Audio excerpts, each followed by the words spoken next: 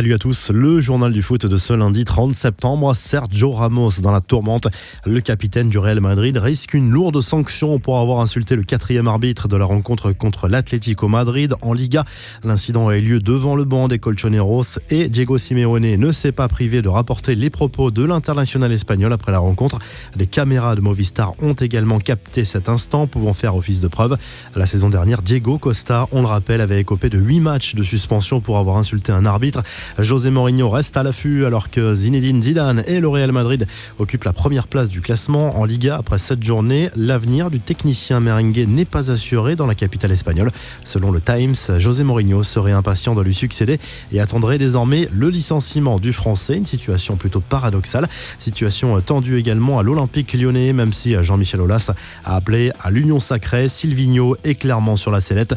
Le président de l'OL a maintenu sa confiance à Juninho, son directeur sportif, et son entraîneur, malgré les mauvais résultats, mais annonce qu'il fera un point après le derby à Saint-Etienne dans une semaine.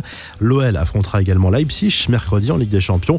Lors d'un entretien à retrouver dans l'équipe ce lundi, le patron des Gaunes a tenu à faire passer un message optimiste. J'ai la conviction qu'il va se passer quelque chose de positif lors des 2 prochains matchs, a lâché le président de l'OL.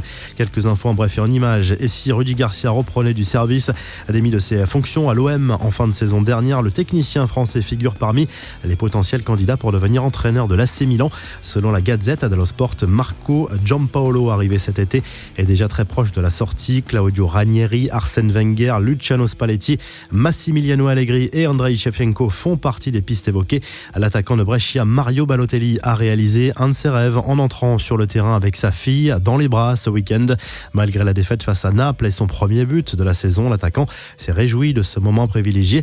Dans une interview accordée au Canal Football Club, Thiago Motta a rappelé son désir d'entraîner un jour le PSG, une envie que l'ancien milieu de terrain assume clairement, mais il ne s'interdit pas non plus de regarder ailleurs en Ligue 1. L'ancien coach des U19 parisiens espère trouver un défi intéressant dès la saison prochaine.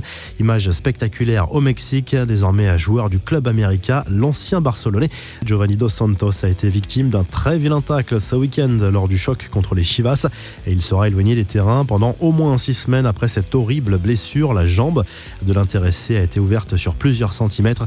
Megan Rapinoe, star du dernier mondial en France, serait dans le viseur du Real Madrid, figure de l'équipe américaine sacrée championne du monde cet été. Celle qui vient d'être élue meilleure joueuse au trophée The Best pourrait lancer un projet galactique chez les féminines du Real Madrid.